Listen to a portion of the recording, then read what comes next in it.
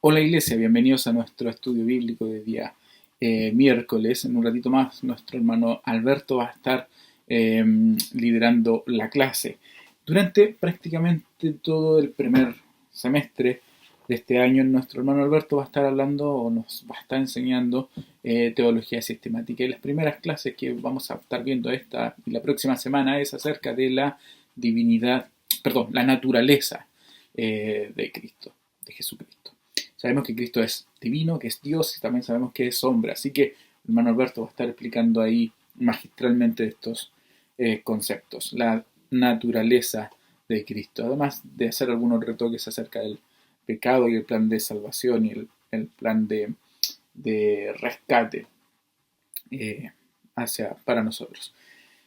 La Biblia dice en el Salmo 37, versículo 34, pon tu esperanza en el Señor y marcha con paso firme por su camino. La única manera de que podamos marchar con paso firme por el camino que Dios tiene para nosotros, por el plan, por el propósito que Dios nos ha dado, es a través de conocer cuál es el corazón de Dios. Y lo conocemos y lo sabemos a través del estudio de su palabra. Así que saque su Biblia cada día miércoles y vamos a ir estudiando lo que Dios quiere que tengamos. Se les ha entregado un cuaderno, se les ha regalado un cuaderno, los que han podido ya ir a buscarlos.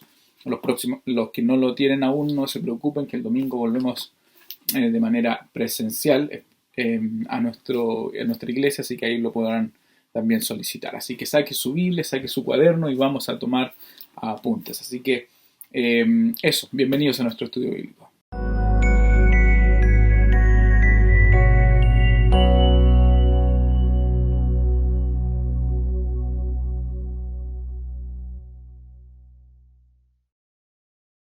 Hola hermano, muy buenas noches, que Dios les bendiga ahí en su hogar.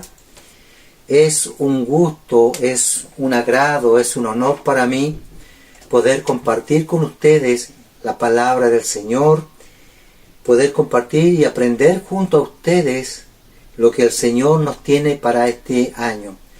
Y qué bendición más grande poder comenzar este año con un nuevo estudio de la palabra del Señor, conocer más a nuestro Dios, ir profundizando un poquito más de lo que habitualmente nosotros aprendemos de la palabra del Señor.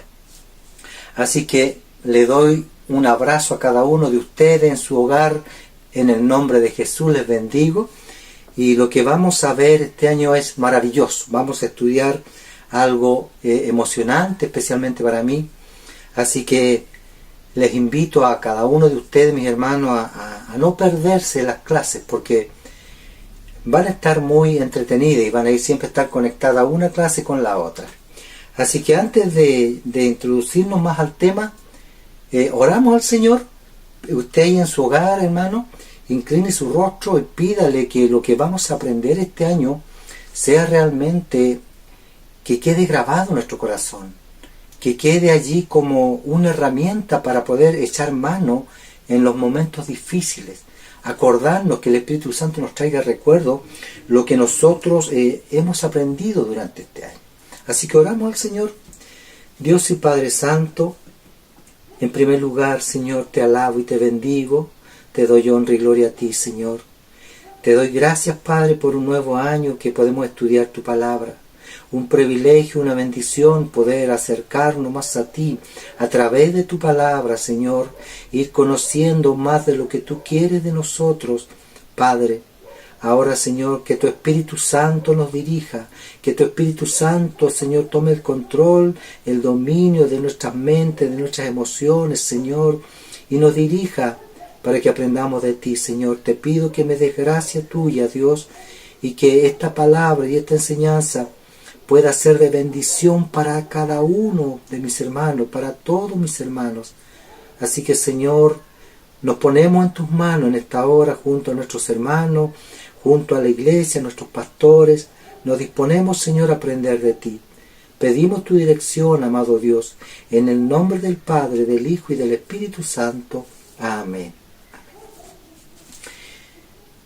Hermano, lo que vamos a ver este año y lo que vamos a aprender este año es la continuación de este libro que ya empezamos a estudiar el año pasado. Empezamos con teología bíblica 1 y luego tenemos teología 2, que es una teología sistemática. ¿Por qué se llama teología sistemática? Porque es un estudio que tiene una forma ordenada, se toma un hilo conductor en forma ordenada, un tema, y se va desarrollando hasta el final, de una forma ordenada. Por eso se llama un estudio sistemático, porque vamos a ir cada tema en forma ordenada tomando el estudio. Y ahora lo que vamos a estudiar este año en Teología 2, que es Teología Sistemática, tiene que ver mucho con el Nuevo Testamento. El año pasado, la mayoría del estudio fue basado en el Antiguo Testamento, pero este año comenzamos a estudiar el Nuevo Testamento. Y usted sabe que si estudiamos el Nuevo Testamento, vamos a estudiar a nuestro Señor Jesucristo. Entonces, el ramo que nos convoca en esta hora, en esta ocasión, se llama Cristología. Y la Cristología, hermano, trata de dos cosas muy importantes. La Cristología trata, en primer lugar, la persona de Jesucristo. ¿Quién fue Jesucristo? Y en segundo lugar, la obra de Jesucristo. ¿Qué hizo nuestro Señor Jesucristo cuando estuvo acá en la tierra? De eso trata principalmente esto que se le conoce como Cristología. Estas dos cosas importantes vamos a ver y las vamos a ir desarrollando durante el estudio, ¿ya? Y el primer tema que tenemos en Teología 2 es la naturaleza de Jesucristo, o la doble naturaleza de nuestro Señor Jesucristo. Eso es lo que vamos a ir viendo, la naturaleza de Jesucristo. Vamos a ver la naturaleza divina y la naturaleza humana de Jesús, ¿ya? Todos nosotros sabemos, ¿cierto? Todos nosotros se nos ha enseñado que Jesucristo, cuando estuvo en la tierra, poseía dos naturalezas. Una naturaleza humana y otra naturaleza divina. También sabemos que nuestro Señor Jesús, cuando estuvo en esta tierra, Él fue 100% hombre y 100% Dios. Eso nosotros lo sabemos porque se nos ha enseñado, porque es parte de nuestra doctrina en nuestra iglesia. Pero ¿sabe? Cuando surge algunos inconvenientes o algunos problemas o algunas controversias, es cuando queremos explicar este tema.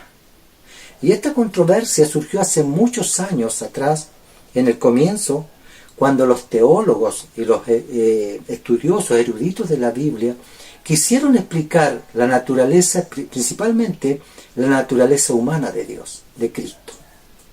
Ahí surgió el problema, porque en aquella época estaba recién comenzándose a estudiar el tema, y había muchas dudas acerca de nuestro Señor Jesús. Muchos dudaban si realmente era Dios. Otros dudaban si realmente este ser humano que había venido a la tierra era Dios encarnado, ¿ya? Y había esa duda. Otros decían que simplemente era un profeta más avanzado de los que habían aparecido anteriormente a él. Y existía toda esta controversia. Y usted recuerda que nuestro Señor Jesucristo, él mismo en una ocasión, ahí en Lucas 9, él le dijo a sus discípulos, ¿qué dice la gente que soy yo? Le dijo. Le preguntó a sus discípulos. Y en otro evangelio hace esta misma pregunta de otra forma. Y él les dice, ¿qué dicen los hombres que es el Hijo del Hombre? Preguntándole a sus discípulos. Porque muchos no sabían quién era realmente nuestro Señor Jesucristo. Pero eso pasó el tiempo y quedó, a través del estudio, quedó claro. Y eso es lo que nosotros vamos a ir viendo también, realmente, esta naturaleza de nuestro Señor Jesucristo. ¿En qué momento Él toma esta naturaleza humana? ¿Ya? Es lo que vamos a tratar de estudiar, de profundizar en forma sistemática, como le dije. Entonces vamos a tratar de, en primer lugar, aunque este libro comienza de inmediatamente con la naturaleza divina de Dios, yo quise comenzar con la naturaleza humana de Dios, porque me parece que yo lo entendí mejor de esa manera, cuando empecé a estudiar primero la naturaleza humana de Dios. Y sabe, al estudiar la naturaleza humana de Dios nos damos inmediatamente nosotros cuenta que no estamos incluidos nosotros ahí. Estamos incluidos en esta naturaleza humana. Nosotros vivimos en esta naturaleza humana. Y vaya que hay diferencia con la naturaleza humana de Cristo. Y lo primero que vamos a hacer entonces, hermano, como vamos a estudiar la palabra de Dios, usted va a tener un cuadernito para anotar. Usted ahí va a anotar todo lo que vaya aprendiendo de nuevo, usted anota ahí sus dudas, y cuando sea el momento dado, usted va a repasar y va a tener claro cuando tengamos que continuar el otro estudio. Porque yo hablé con mi pastor y le dije que en honor al tiempo voy a tratar de hacer los estudios más cortos, máximo media hora, 35 minutos, no más allá. Entonces, que en honor al tiempo usted va a tener anotadito todo, y cuando vengamos a la próxima clase, como vamos a hacer ahora todas las semanas una clase, todos los miércoles, yo no voy a hacer un repaso de la clase anterior, voy a retomar inmediatamente la clase que viene, ¿ya? Y usted va a tener su apunte y usted va a hacer ese repaso en casita, o ahora si usted no lo tiene claro, repase el video, vamos a hacer videos cortos, y entonces así comenzamos la clase y usted va a estar ya sabiendo qué es lo que viene.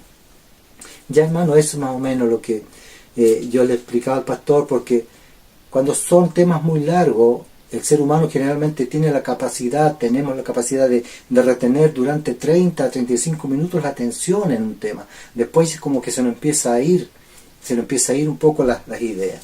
Así que por eso vamos a tratar de hacer temas cortos para que vayamos aprendiendo y quedando ahí atesorados en nuestro corazón y en nuestra mente.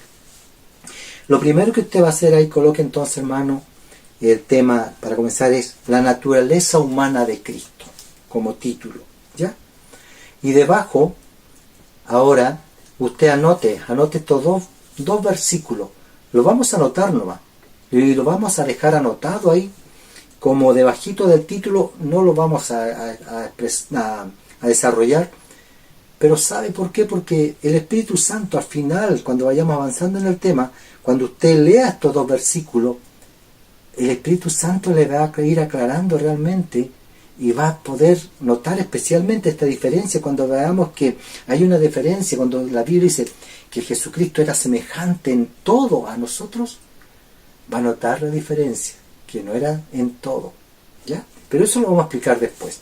Anote ahí Juan 1:1 y anote esta otra cita ahí, déjelo anotadito entre paréntesis, Juan 3:16. Y el Nuevo Testamento comienza con este versículo, Juan 1:1. Y ¿sabe lo que dice Juan 1:1? Dice, en el principio era el Verbo. ¿Quién es el Verbo? Jesucristo. En el principio era el Verbo estaba con Dios y el Verbo era Dios. Subraya allí, era Dios, el Verbo era Dios, subráyelo. Juan 3:16 todos lo sabemos, porque de tal manera amó Dios al mundo que ha dado a su Hijo unigénito, para que todo aquel que en él cree no se pierda. Subraye, Hijo unigénito. Unigénito significa único, ¿ya?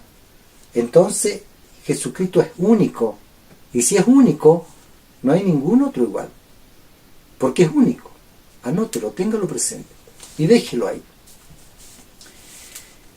Entonces comenzamos, hermano, para introducirnos ya a lo que queremos llegar, que es a la naturaleza humana de Jesucristo. No sé si vamos a alcanzar a tocar ese tema, pero si no lo dejamos pendiente para la próxima clase. Pero vamos a empezar poniendo énfasis también en el plan de salvación que ideó nuestro Dios para nosotros, ¿ya? Cuando Jesús tuvo que tomar esa naturaleza humana que yo le decía, cuando Él tuvo que tomar esa naturaleza humana, fue a causa de un suceso que ocurrió en el huerto del Edén. Debido a ese suceso, Jesús tuvo que tomar una naturaleza humana. Cuando Adán y Eva desobedecieron a Dios, ¿cierto? Y cayeron en pecado, Dios inmediatamente puso en marcha o tuvo que dar un plan de rescate. Cuando ellos cayeron en pecado, un plan de rescate para solucionar este problema del pecado, que Adán y Eva habían caído. Y todos ya sabemos la historia, cómo fue ahí lo que pasó en el huerto del Edén. No es necesario que yo se la cuente. ¿Ya? Entonces, y todos sabemos que cuando Adán cayó en pecado, por desobediencia, el pecado inmediatamente, hermano, en forma inmediatamente, trajo consigo 3 efectos en la raza humana, en Adán y en Eva, y toda su descendencia inmediatamente. 3 efectos. ¿Cuáles fueron estos? Primero, lo primero que trajo el pecado fue condenación. Segundo, depravación. Tercero, separación. Estos 3 efectos inmediatamente trajo este pecado. ¿Ya? La condenación, ¿por qué? Porque quedamos condenados a muerte, a morir. Adán antes no iba a morir. No estaba condenado a muerte. Quedamos condenados a morir. Depravación. Inmediatamente el ser humano quedó depravado moralmente. Entró la depravación moral en el ser humano. El ser humano desde ese momento quedó incapacitado de hacer el bien. Quedó incapacitado de pensar solamente en lo bueno. Inmediatamente, desde ese momento, tuvo una tendencia al mal. Depravación moral. Ya no fue capaz de empezar a pensar en cosas buenas. Trajo consigo la depravación moral. Y el otro efecto que dijimos que fue la separación. El pecado, hermanos, siempre el pecado nos separa de Dios. Quedamos separados de Dios. En esa condición quedó el ser humano, en esa condición quedaron Adán y Eva y toda su descendencia. Todos nosotros quedamos en esa condición, porque ahí existe lo que se llama la herencia del pecado. Y nosotros pasamos a tener esa condición. Ahora, condenados a muerte, imposibilitados de hacer el bien, con tendencia al mal y separado de Dios. Qué tremendo fue esto. Pero mire lo que dice ahora, lo que dice Romanos 5:19. Dice así, con mucha atención vamos a leer este versículo. Romanos 5:19. Porque así como por la desobediencia de un hombre, ¿quién era ese hombre? Adán. Porque así como por la desobediencia de un hombre, los muchos, nosotros, fueron constituidos pecadores. Así también, por la obediencia de uno, ¿quién es ese uno? Nuestro Señor Jesucristo. Por la obediencia de uno, los muchos serán constituidos justos. Por la desobediencia de uno y por la obediencia de otro, del otro Adán, del segundo Adán, pasamos a ser constituidos justos. Qué maravilloso es esto, hermano. Entonces es así ahora donde Dios, ahora cuando pasa este tema del pecado, Dios ahora viene y hace un nuevo pacto con Adán, un nuevo pacto con el ser humano, con la raza humana, ¿ya? Hace este nuevo pacto. Y este nuevo pacto ahora incluye a su Hijo Jesucristo cuando Dios hace este pacto. Es aquí donde ahora viene, dentro también en este pacto, ¿ya? Nuestro Señor Jesucristo. Y mire lo que dice Hebreos 2:14. Dice así, Hebreos 2:14. Hebreos 2:14. Así que por cuanto los hijos participaron de carne y sangre, ¿quiénes son los hijos? Adán y Eva, y todos nosotros. Así que por cuanto los hijos participaron de carne y sangre, Él también, ¿quién es Él? Nuestro Señor Jesucristo, Él también participó de lo mismo. ¿De qué? de carne y sangre. O sea, se hizo hombre, ¿ya? Dice, participó de lo mismo. ¿Para qué? Aquí está la respuesta. ¿Para qué? Dice, para destruir por medio de la muerte al que tenía el imperio de la muerte. Esto es, al diablo. Se hizo carne y sangre para destruir por medio de la muerte al que tenía el imperio de la muerte, al diablo. Mire, qué maravilloso es ir entendiendo esto. O sea que, a la luz de lo que hemos leído, nuestro Señor Jesús se hizo humano para poder morir, porque Él era eterno. Participó de carne y sangre para por medio de la muerte destruir al que tenía el imperio de la muerte. Se hizo humano para Él poder morir, porque a través de la muerte Él pudo destruir al que tenía el imperio de la muerte. ¡Qué maravilloso! Dios tuvo que hacerse humano para poder morir. Una de las causas maravillosas de los propósitos de Dios. ¿Ya? Entonces, ahora, cuando Jesús viene a morir a este mundo, hermano, Jesús siempre supo, Él siempre supo y tuvo clara cuál era su misión en esta tierra, a qué había venido Él a esta tierra. Él siempre lo supo desde el principio, ¿ya? Él sabía que tenía que venir a esta tierra a humanarse, primero para acercarnos al Padre, para darnos a conocer al Padre, para revelarnos al Padre, y luego morir. Él a eso vino a esta tierra. Esa fue su misión. No tenía ningún plan más. No como nosotros que no hacemos planes de vida. No, Él vino a eso. Primero a dar a conocernos al Padre, acercarnos al Padre y luego morir. Esa fue la misión que Él sabía desde el principio. Y piense que usted un poquitito. Mi señora, mi esposa siempre me dice, tú siempre le das la respuesta a los hermanos, no lo dejas pensar. Sabe que más adelante yo le voy a hacer algunas preguntas y usted la va a responder a través del estudio, usted se va a responder solito. Pero piensa un poquito aquí. Cuando nuestro Señor Jesucristo vino a esta tierra, no solo vino a morir, sino que también vivió 33 años. ¿Ya? La pregunta es, ¿cuál fue el propósito de vivir nuestro Señor Jesucristo 33 años en esta tierra? ¿Sabe por qué ha pensado usted? Porque Jesucristo, nuestro Señor, podía haberla hecho, como decimos nosotros, haberla hecho corta.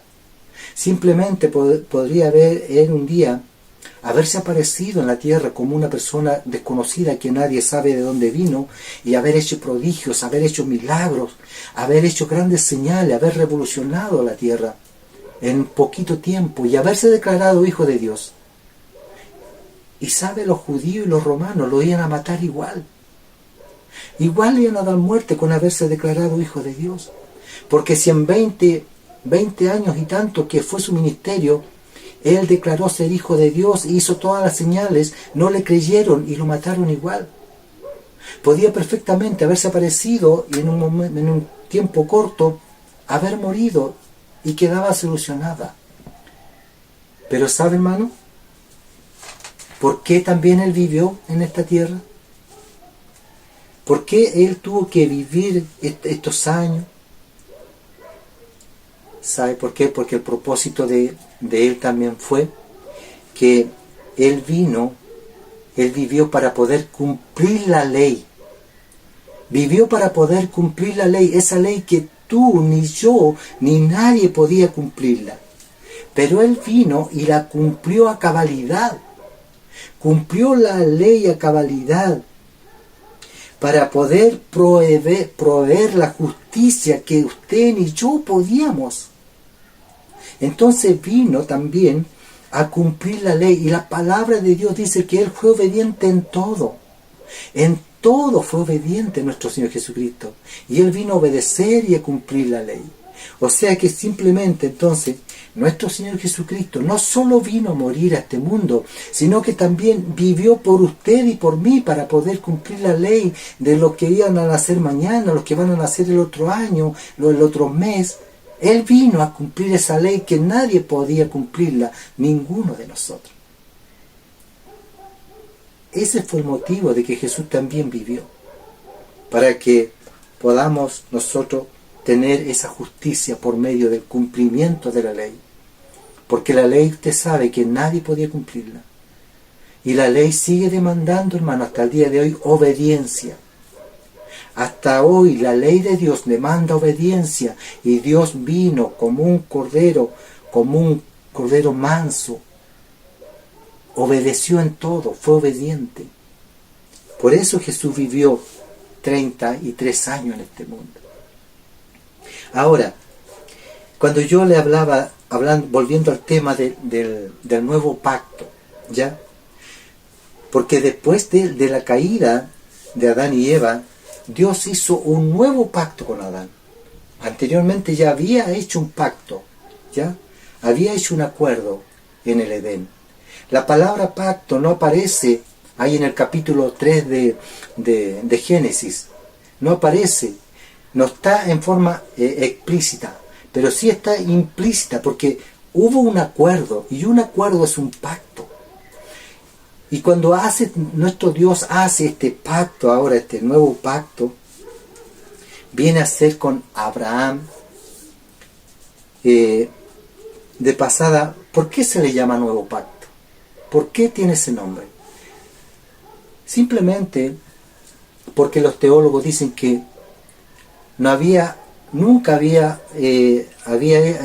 Dios había hecho un pacto similar a este.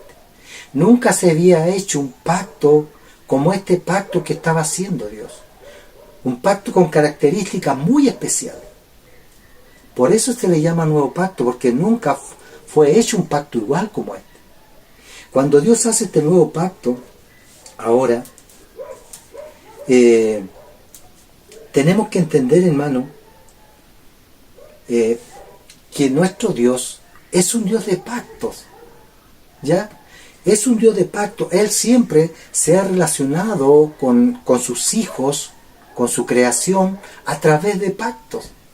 Siempre Dios hace pacto con sus hijos. Lo hizo con Noé, el pacto con Noé. Lo hizo con Moisés, el pacto con Moisés. El pacto con Abraham y muchos pactos que Dios hace, ¿ya? Él siempre se relaciona con sus hijos a través de pactos. Y aquí quiero hacer un paréntesis. Hermano,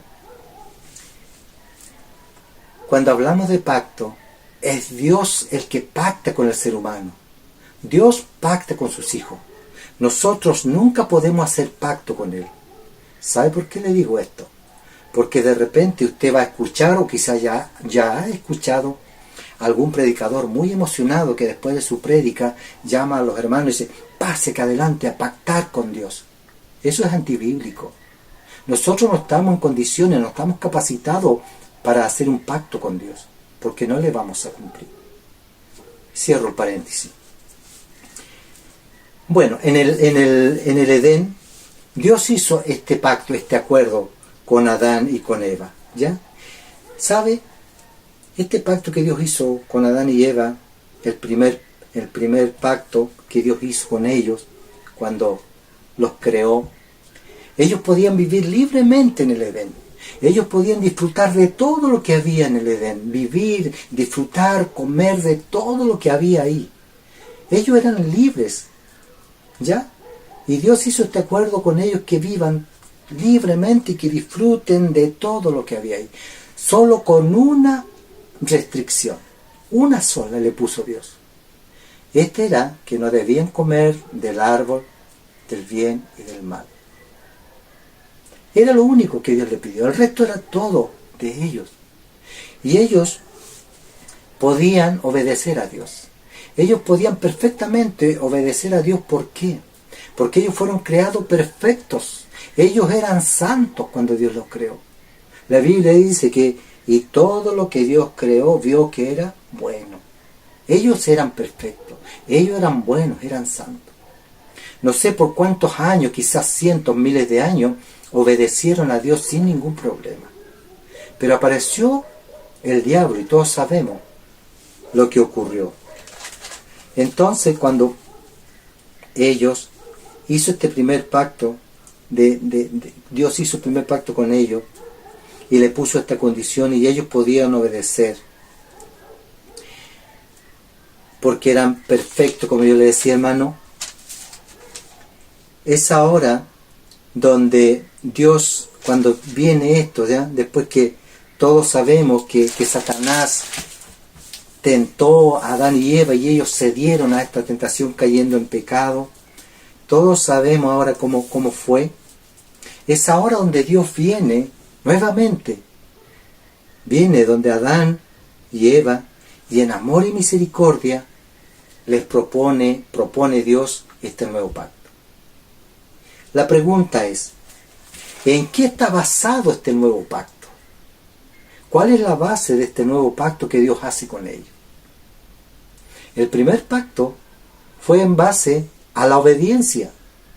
Simplemente ellos debían obedecer. El primer pacto estaba basado en la obediencia. Este segundo pacto, ¿en qué está basado, hermano? ¿Ha pensado un poquito? Yo sé que muchos de ustedes ya están respondiendo. Este nuevo pacto fue hecho en base a la gracia. Simplemente fue basado en la gracia. Y la gracia es un regalo de Dios. Así de simple, hermano.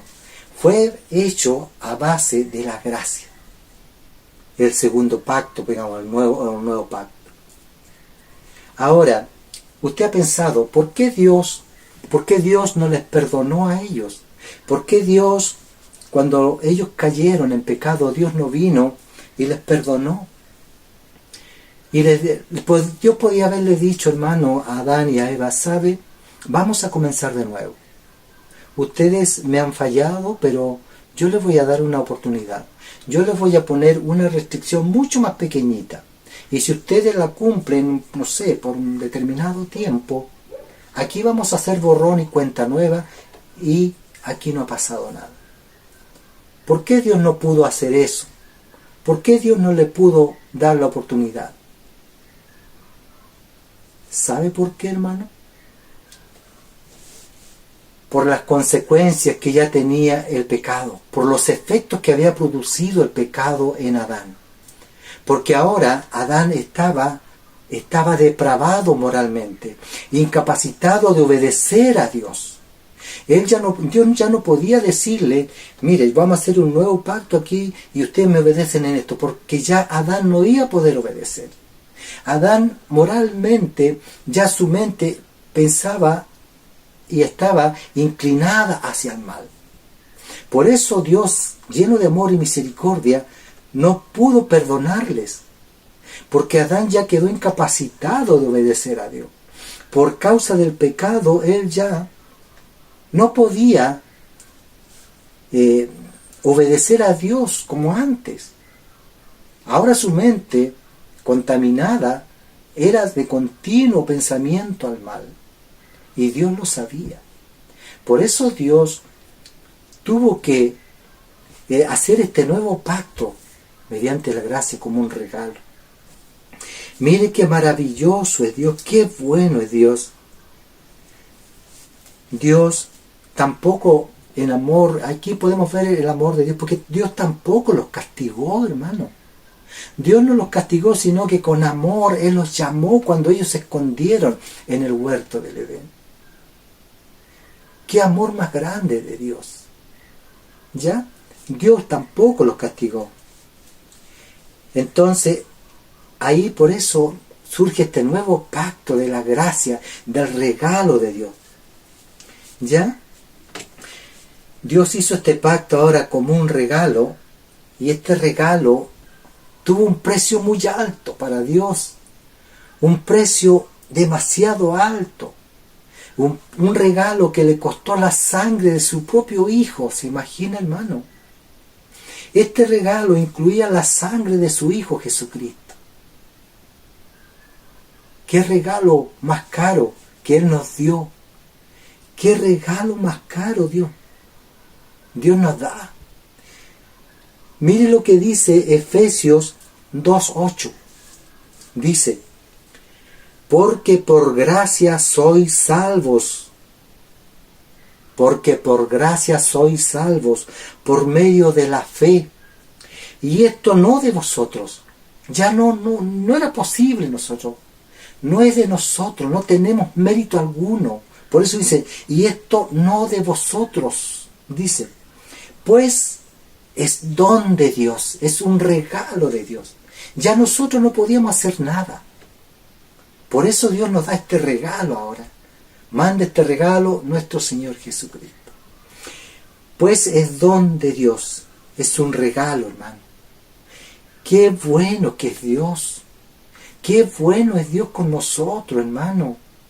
Entonces, al darnos este regalo inmerecido por los demás, da a su Hijo, da la vida, da la sangre, que venga su Hijo a morir en la cruz del Calvario. Entonces, ¿cómo nosotros no reconocerle, cómo no admirarle a nuestro Dios? ¿Cómo no rendirle toda nuestra confianza, entregarle toda nuestra adoración a nuestro Señor Jesucristo, que Él hizo esto por nosotros?